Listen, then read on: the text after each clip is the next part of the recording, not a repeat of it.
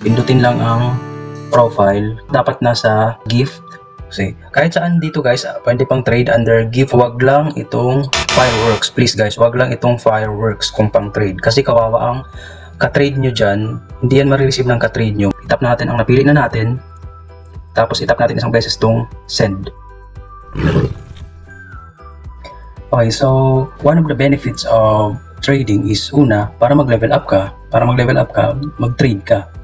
And then another one is para kikita ka, para kumita ka. Kailangan mong i-trade yung naipon mong yellow coins para magiging pink points yan. Kasi yung pink points, yan yung maka-cash out natin.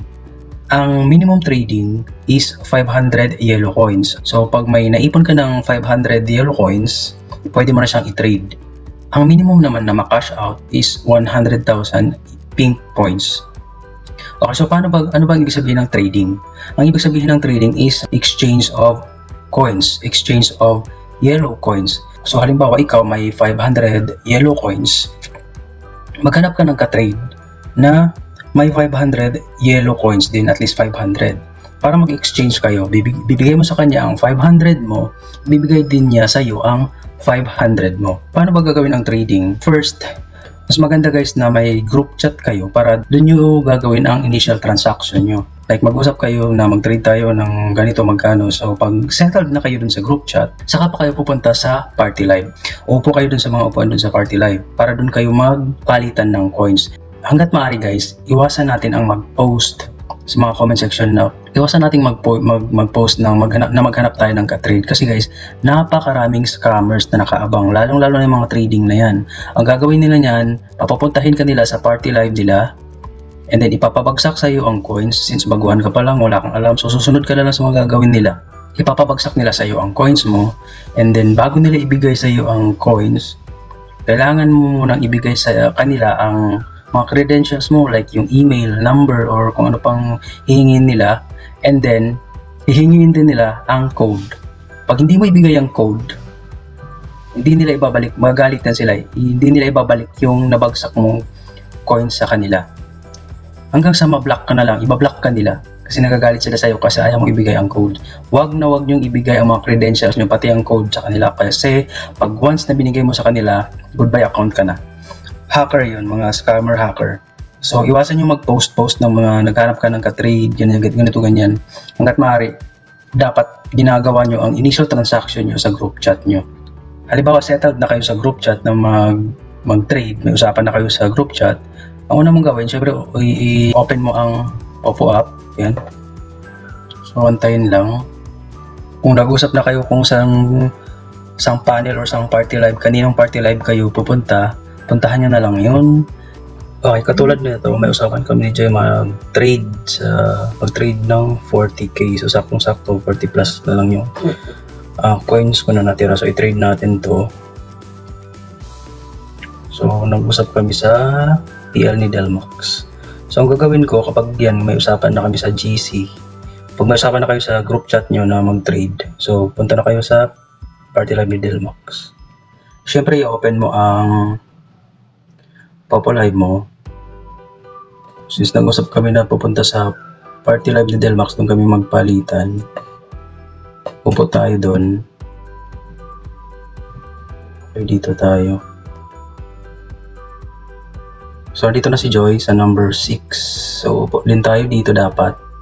May coins tayo. Check natin ang coins natin. Okay, 49,289.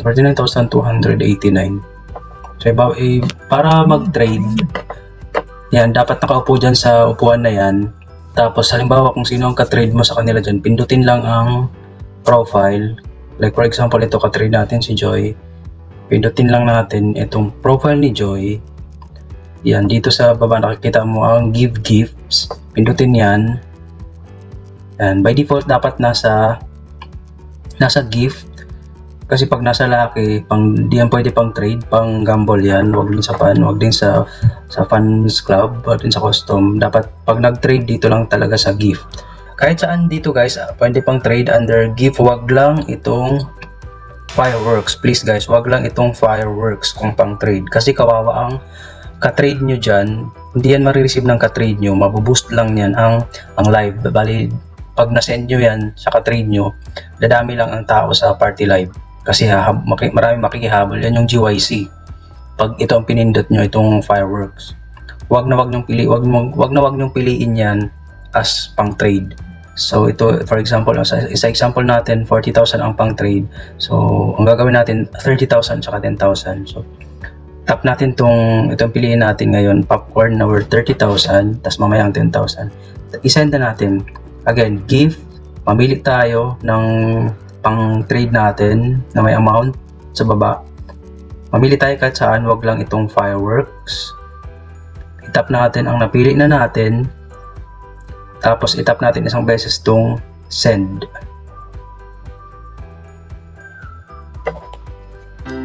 Okay. Screenshot natin yon. Or nakikita natin sa baba, dito sa comment section, si Maxi nag-send kay Joy ng popcorn, isa. So, yan yung screenshot natin para ibigay natin sa kanya sa GC. Okay, another one, dahil 40, magdagdag pa tayo ng 10,000. So, ganun ulit, itap natin ang picture niya, give gifts, tapos mamili tayo ng 10,000. Ito dal.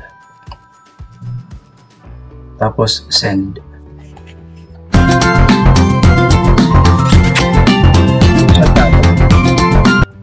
Screenshot natin yan para i-send natin yan sa GC. Sa GC. Okay, nag-send na si Joy dito sa GC. Tapos mag-send din tayo. Confirmation na forward na natin sa kanya.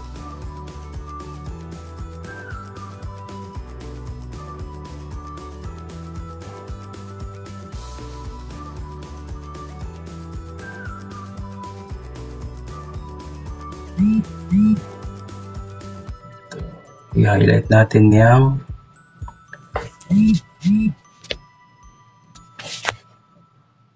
highlight natin yung masend sa kanya. Ganun lang mag-trade, guys. Okay? Para safe.